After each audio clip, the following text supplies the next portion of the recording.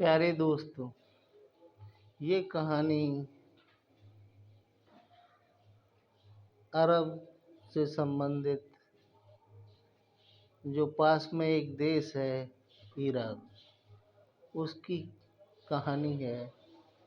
प्राचीन बगदाद, वहाँ पर अक्सर काफिलों में लोग चलते थे, क्योंकि अकेले लोगों को लूट लिया जाता था।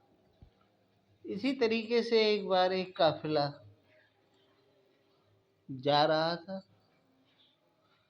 काफिले पर डाकुओं ने हमला किया। हमले में डाकुओं ने जो भी सामान मिला लूट लिया। ज्यादातर लोगों को मार दिया, कुछ को बंदी बना लिया। सबकी तलाशी ली, किसी के पास कुछ मिला, किसी के पास कुछ मिला। अंत में एक छोटा बच्चा था, तो उसे देखा। जब तलाश किया तो उससे पूछा, तेरे पास क्या है? तो उसने बताया, मेरे पास 100 रुपया है। तो जब उसने उसकी तलाशी ली, कपड़े उतारे, जेबें देखी, तो उसे कहीं पर भी कुछ भी दिखाई नहीं पड़ा। जब उस डाकू को कुछ दिखाई नहीं पड़ा तो उसने सरदार से कहा कि ये झूठ बोल रहा है, इसके पास तो कुछ है ही नहीं। तो सरदार उस बच्चे के पास आता है, कहता है कि तुम तो बता रहे कि तुम्हारे पास 100 रुपया है, किंतु तुम्हारे पास तो कुछ भी नहीं है। तो बच्चे ने जो सदरी पहन रखी थी, उस सदरी को की जो सिलाई थी उसको फाड़ दिया, और फाड़ करके उसमें से 100 रुपया निकाल के दिखा दिया। तो सरदार ने कहा कि तुम चाहते तो बचा सकते थे, लेकिन तुमने ऐसा क्यों किया? तुमने मुझे इस सच्चाई से वाकिफ क्यों कराया?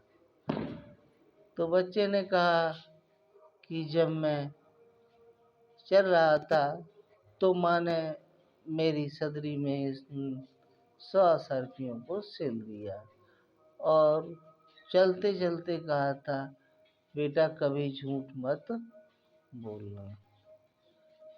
इसी कारणवश मैंने आपको सच्चाई बता दी। यह सुनकर के डाकुओं का सरदार बड़ा प्रभावित हुआ, इमोशनल हुआ। उसने उसे गले से लगाया, कहा, एक छोटा सा बच्चा जो कि अपने माँ के कहने पर झूठ नहीं बोला, और उसने वो सब धन को हमें सौंप दिया, जो कि हम लुटेरे हैं, और हम इतने बड़े होने के बावजूद भी क्या कार्य कर रहे हैं? लूट मार कर रहे हैं। धन्य है तुम्हारी माँ। मैं तुम्हारी माँ को सलाम पेश करता हूँ।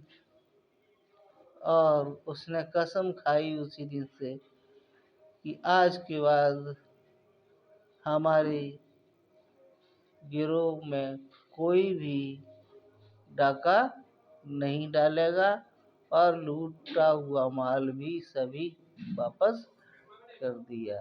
तो ये एक हमने बचपन में कहानी पढ़ी अरब की। जो काफिले चलते थे उस समय, व्यापार होता था, और उसमें लूट मार भी होती थी। किंतु इस कहानी ने एक डाकुओं के समूह के हृदय को परिवर्तित कर दिया। तो एक छोटी सी अच्छाई भी बुराई को खत्म कर सकती है। इसमें किसी जाति, धर्म और संप्रदाय का कोई रोल नहीं है।